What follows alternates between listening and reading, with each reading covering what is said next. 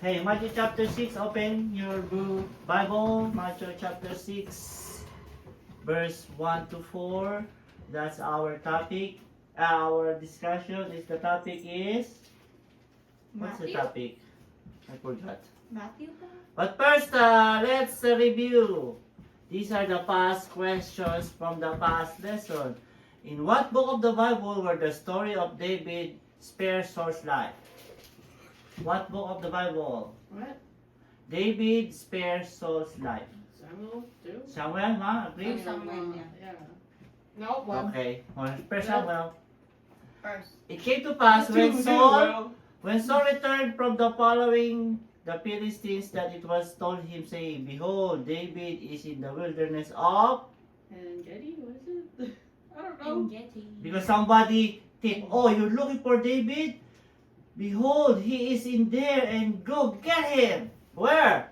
And Getty, I don't know. I'm getting. Ah, okay. These were little stacks of rocks piled in front of the cave as like a fence for the sheep, maybe this high. And there was a cave that where Saul went in to cover his feet. What do you call those? Coat or something? Sheep? Sheepcoat? Oh, galing. First one. And were they along the side of the cave while Saul is in the middle? And the men of David said to him, Behold, the day of the Lord said, I will deliver, your hand? I don't know. David is there.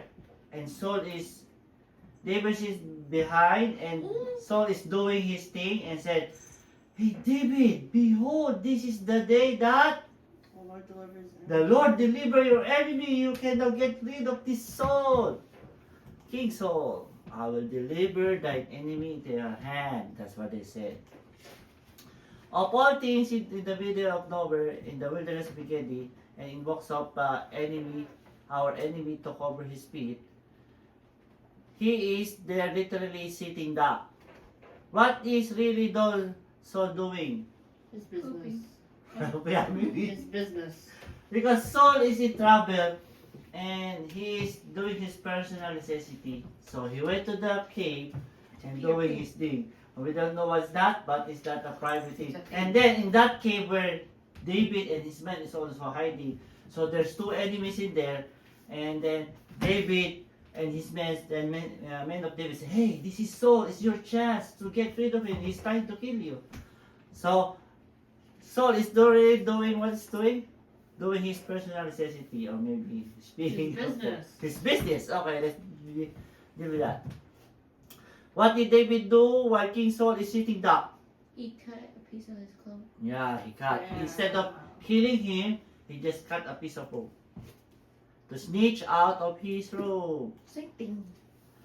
What was the reason why David did not kill Saul? He's God's chosen. Okay, he's got chosen. He's anointed. So David said, I will not take the life of the Lord's anointed. It's a disrespect from God. What did David did next after he cut the piece of the robe of King Saul? He gave it back to him. He gave back to him the piece of robe? Like, no! What? Yeah, he Didn't he gave like it praise back. him or something? Huh? Didn't he like praise or something? Pay homage. There it is. Like, pay Yeah. respect. Oh, Hey, yeah, he did give it back. and then, hey, I cut off one piece of your robe. If I'm gonna kill you, you should also be dead by now. But David plays humble and follow God's will. Pay his homage. What did King Saul's reaction after discovering? Astonished. Okay, terrified or astonished? I don't know. What was the name of David's son who rebelled against him? Ooh. Starts with an A, doesn't it? 7A. Yeah. Absalom? Absalom! That's in the You're thinking of the movie. Yeah. You're thinking of the movie. What was the person throw stones at David saying, come out, you bloody man. The Lord had returned upon you all the blood of the house of Saul. Does it start with A2 again? I don't know. S. Huh? Is Solomon? No. No. Wait. What does it say? What was it? The second one. 3, 2, 1. No. Shimei. Shimei. Shimei. Shimei. Stole you, David, because you throw out Saul. This is what you deserve. Why was David maybe called a terrible father to Absalom? It's too soft. Okay, so let's reading it. What was David cried when he heard the death of his son Absalom? What is it? Absalom, my son, my son. Okay, so he cried I even know though he said the his name. son was trying to kill him, but still have the passion of love for his son. What is the man that is loyal to David? He's like a general. This one starts with an A? Yeah, A. Okay. I don't know. Wait, Three, no. two, Oh, one. Abishai. oh, that's like What do you think Abishai want to do with Shimei? Kill him? Like actually what? Kill him? Yeah, kill, but how? What? Literally what? Decapitation. Cut off his head. Decapitation! What is this dead dog wanna say to my king? I can cut off his head. Decapitation. Now. Okay. What did David say to Abishai when he want to kill Shimei? He has bigger things to worry about. His son's trying to kill him. Yeah, this is a smaller problem. Don't mind this guy. My son is against me. I have bigger problems. And maybe Lord is making this happen to like go to my conscience of what he did. Okay? So let him curse, David said, because the Lord maybe tell him to curse. Let him curse. Okay? Before all of this, David's bet is Absalom, right? Because he's like a muscular man, long hair, handsome. So this will be the next king after me. But on the throne, but because of the tragedy happened, who came next into throne? Solomon. Solomon. Okay? David wants to build a temple for his God, but it didn't happen. Why? And who Hands are did? bloody and Solomon did it. Why? His hands are blood on them. How? I How wasn't come? there for that part. How come? Because Because David is conquering kingdoms, Yeah, so he that's- killed all the bad people when the God asked him. So he is a bloody and say, "You are not the one gonna build me a temple because you have a bloody hand. It's the one your son." Next is Solomon. Solomon. Okay. See? Blood. Told you. Okay, which is the first one? But when you give alms, do not let your left hand know what your right hand is doing. So wherever you give alms, you do not sound. Last one. Which was the first? Beware. Son? Beware. This one? Beware? Yeah. Okay. Beware practicing your piety before others in order to sin by them, for then you have no reward to your Father in heaven. Next. Second, so whenever you give alms. This one? Yeah. Okay, so whenever you give alms, do not sound a trumpet before you. Next, like But when as you the give- hypocrites do. But when you give alms, do not let your left hand know This what one? your right hand is doing. Do you agree? Yeah. Yeah. Okay. No one say anything! but when you give alms, nasa book kasi ayos na Yeah, yan. yeah, that's what I'm doing. Do not let your left hand know what your right hand to do. Next to that, Last one. verse 4. Let your alms make So you that- done in So that your secret. alms may be done in secret, and your Father who sees in secret will reward you. Okay. Core spiritual practices emphasized in faith. So in our faith relationship to God, there are 3 things but we need to emphasize. These are the 3 things that we need to I don't maintain. remember this one. Starts with the A, with the P and F. P is prayer. P is prayer, right? P is prayer. We have to maintain prayer. So our relationship. F is faith. Let's see. A. Ooh, I don't Okay. know. A is almsgiving. What's almsgiving? Giving. I know you talking about that. Almsgiving is giving, helping to the needy. Ah, okay. Told you. Prayer is Easiest one. almsgiving is your relationship with other people who is needy. Prayer is your relationship to God directly. And F is Fasting. what is fasting? Giving Giving up something something like, Let's Huh? like, yeah. Huh? It's giving up something that you You like. have So Mama said not eating. Yeah, that's also true. you Or have giving your life. something, Sacrifice. sacrificing. Because when you want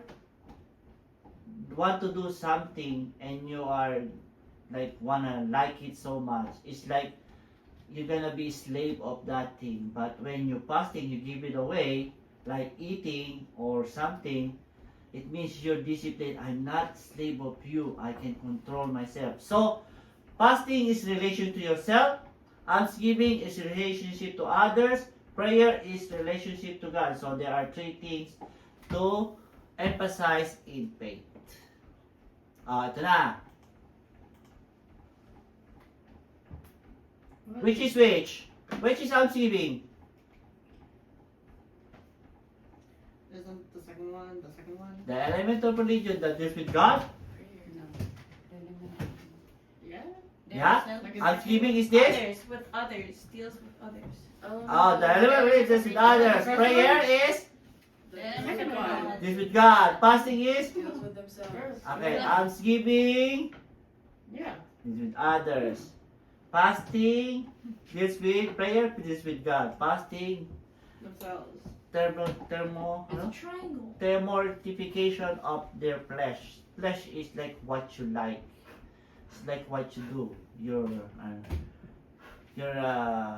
desire. Flesh is desire. Okay. Why did Jesus said beware or take heed? Warning. Why did she warning us? It's easy to. What is it? Because we are tend to fall on it. Yeah. We'll discuss more. What is the meaning of hypocrite? Pretending something not. Actors. Yeah. Right? Sure. Remember this. Whoever sows sparingly will reap sparingly. What verse is that? Forgot?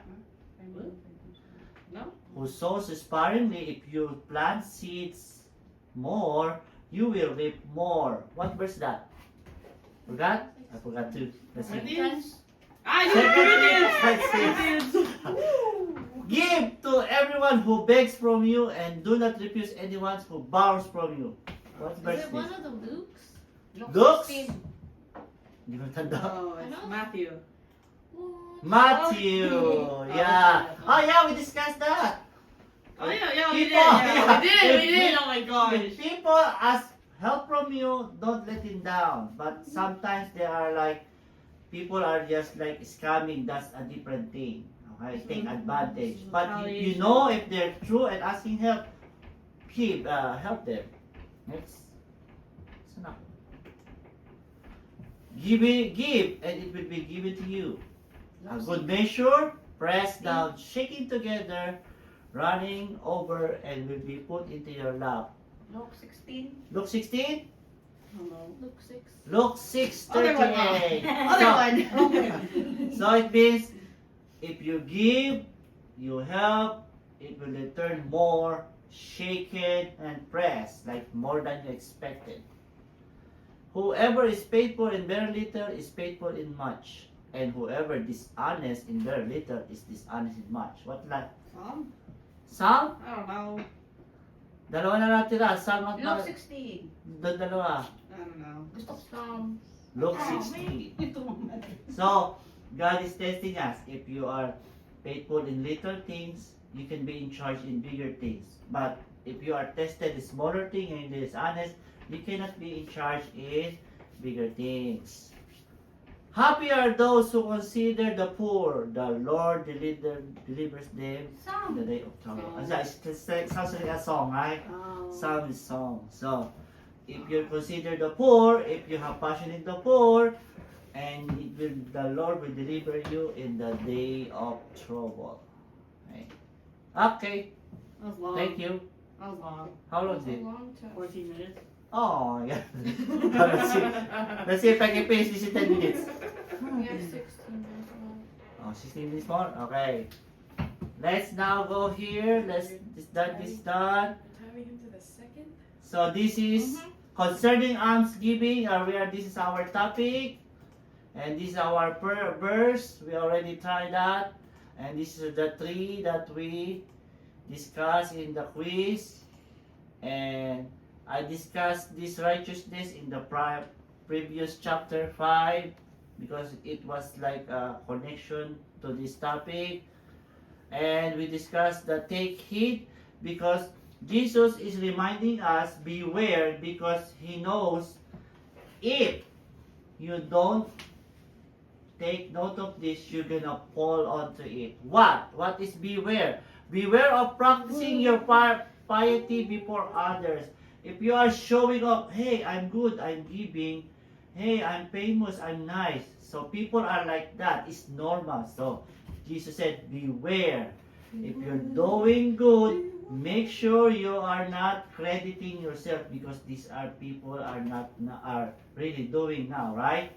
There are more people like this. Like mostly everybody are like this. Hey, I did this. I'm good. I help in a volunteer in a community. Post sa Facebook or post. Hey, I'm good because I help. So that's why it says Jesus, beware. Okay?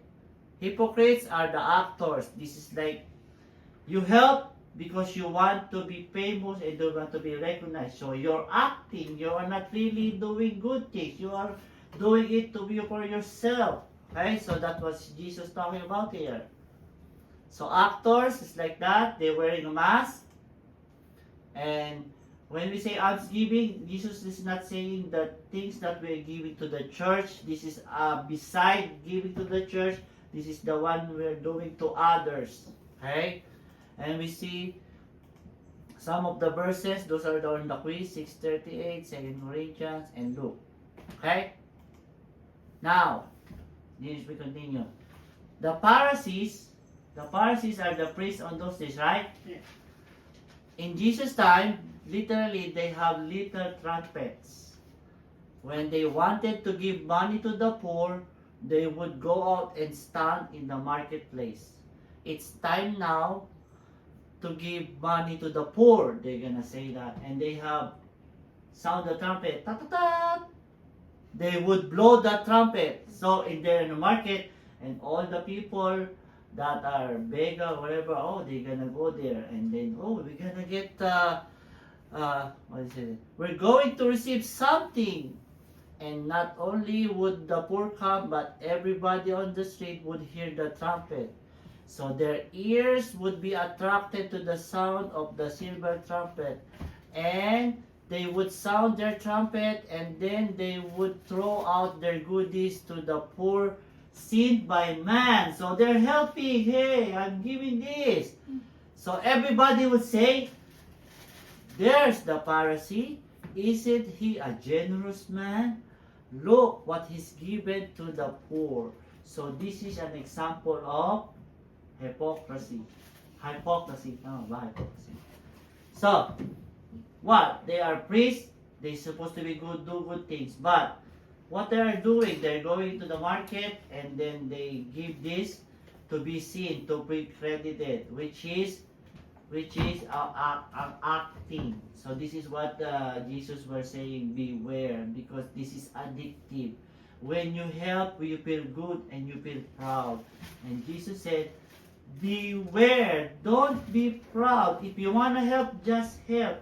But don't go like make high of yourself, because everything is from God and you're just sharing your blessing. It's not because of you, it's because God is giving to you. And mostly, if you don't mind this, you are gonna fall into the trap of being an actor. Oh, I wanna do this again. It feels good to help because I'm gonna get famous. So that's what it is means. Okay? That's what it says here. We have all trumpets. Sometimes we do this. Sometimes we help others and you feel good and you wanna show it off, right? Oh, I do this. Hey, I'm good. Huh?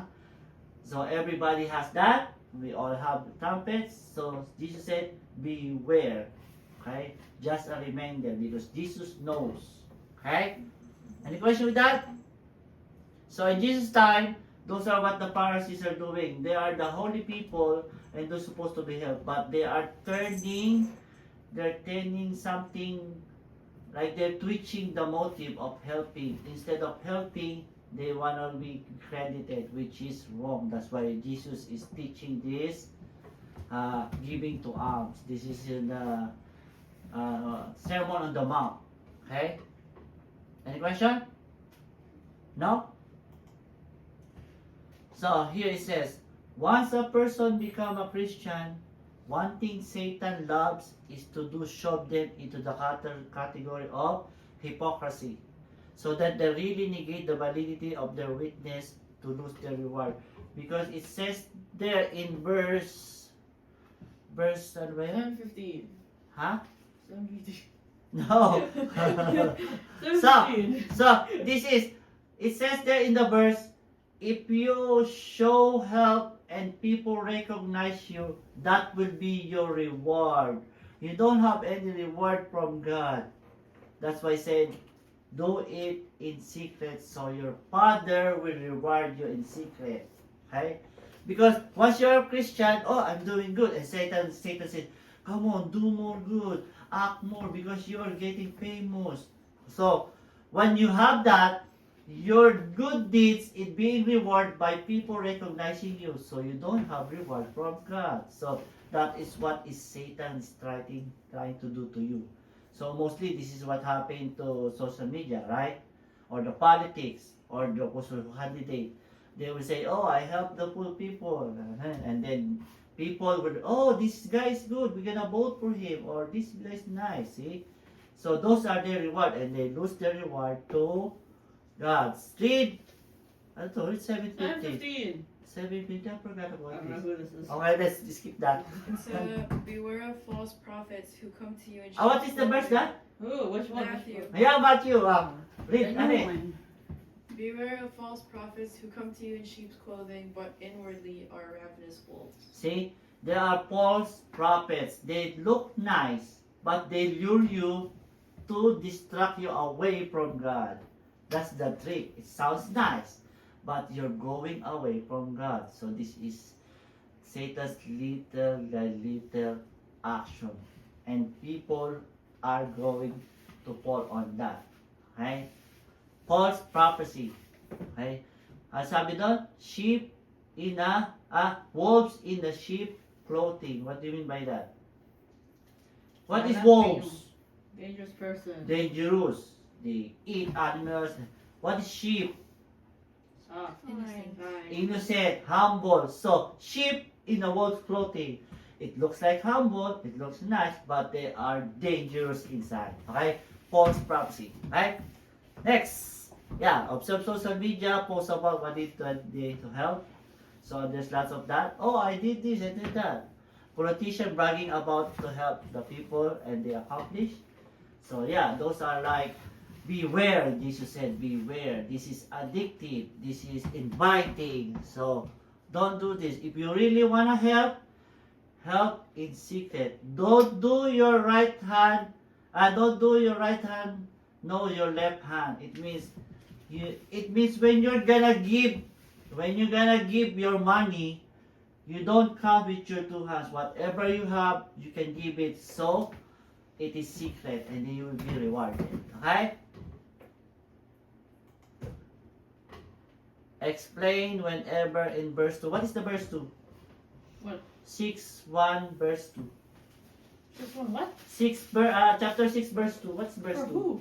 So Matthew. Oh, verse 2. Verse 2? What's verse 2? So whenever you give alms, do not sound a trumpet before you, as the hypocrites in the synagogues and in the streets, so that they may be praised by others. Truly I tell you, they have received their reward. See, they are showing off that they're nice and people are praising them, so they have the reward. But it says whenever, right? Yeah. So whenever means God is expecting us to help others. Okay? It's not optional. We have to help. Whenever you're gonna help. So God and Jesus is are expecting us to help others. But don't show it off. You can do it secretly. So you'll be rewarded.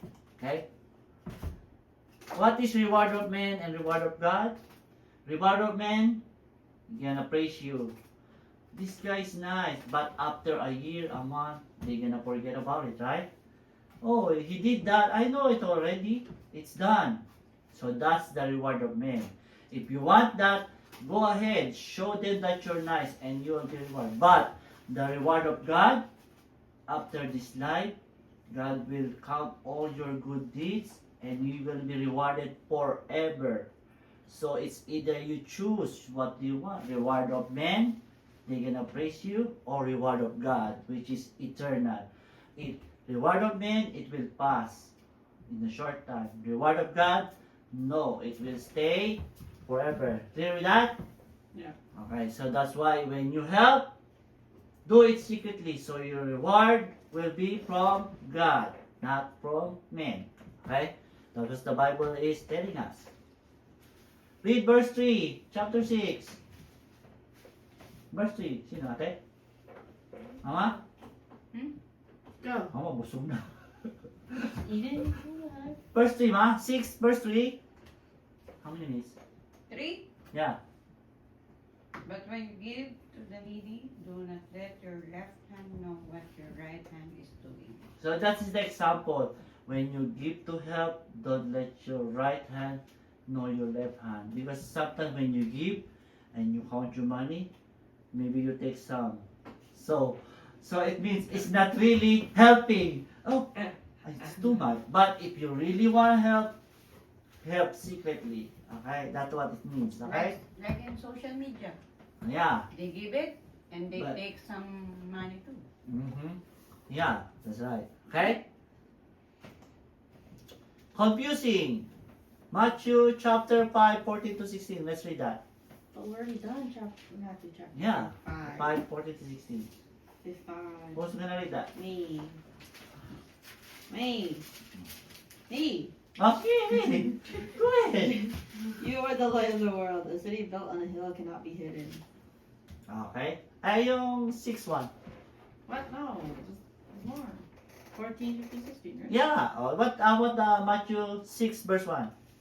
Read. Okay? 6:1. Yeah. Beware of practicing your piety before others in order to be seen by them, for then you have no reward from your Father in heaven. So the Matthew 5:14 it says you are the light, and then show yourself like show yourself that you are a follower of Christ. Like be shown, be known. Right? But the 6 said, do it secretly. Don't let it show. It's kind of like contrast, right? The 5:40 said, show yourself that you are to be salt and light to other people, right? But 6 said, do it secretly. What is really this means? Okay? The 6 one, the 5:14, it's related to showing yourself that you are a believer of Christ. So you have to know to other people. Okay? So this is regarding your relationship to God. But when you help, you don't show it. You do it secretly. So it doesn't mean don't show and show. It's confusing. This is really, it depends on what you're doing. If you're doing to be a witness to other people, it's good. Okay? But if you're helping to other people and you just want to be the credit, that's not good. You should be in secret. There is this saying. Okay, wait. Amos 5:21. Read.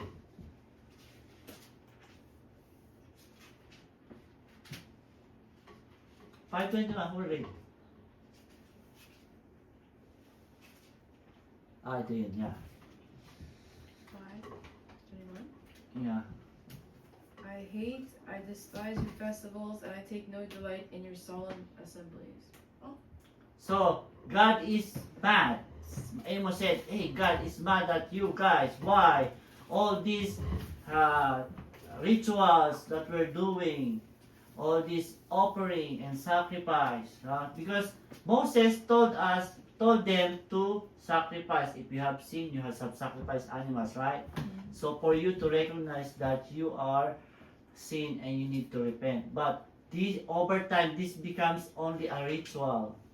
oh, I just ritual, but you're not changing, you're not repenting. This is what He's saying.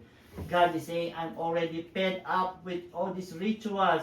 You show that you're holy, you go to temple, but you're not changing, you're doing bad things, you do divorce things, you do lying things. See, this is like a hypocrisy. You act as you're holy, but after the ritual, you go back to your evil doings.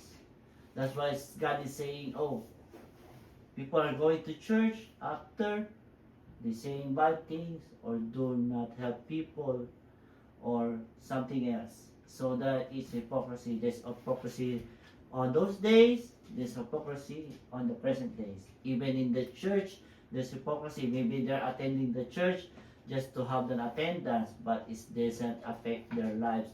That is hypocrisy. That's why Jesus, beware. Okay? Okay. Okay. How many minutes? 3?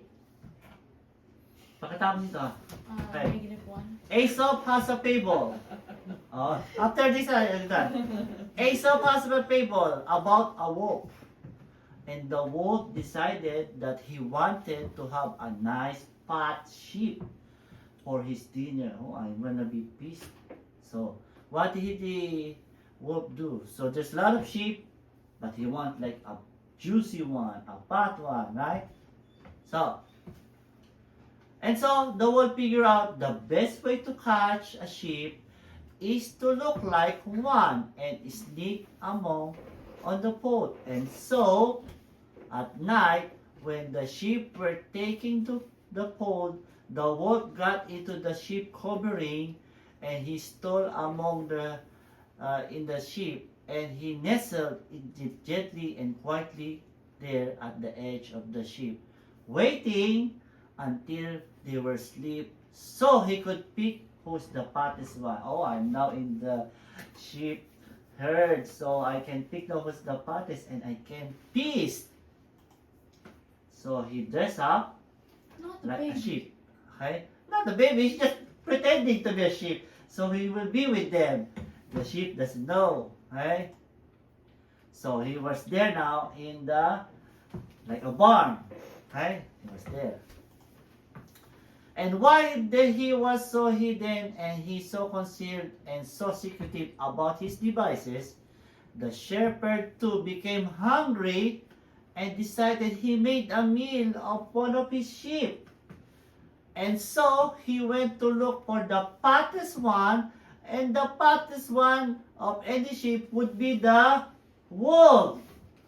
And so he found out that the one, and then before checking as to what it was, he took his life.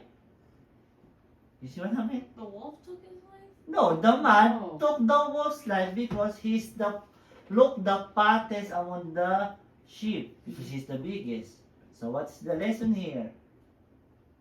Don't be a sheep. Don't be a sheep, don't be a wolf. So see, the sheep, the wolf has an evil plan, right? Yeah. To get the fattest. What happened? It go back to him to eat. So it causes karma. So if you plant bad, bad things will happen to you. If you plant good, good things happen to you. This is what happened. The evildoer comes to harm, to host to his own deceit. See? The evildoer comes to harm through his own deceit. His evil plan bounce back to him. Okay? Okay, meron pa mga examples sana, but we will continue it next time. Well, nicotine. Sabi na.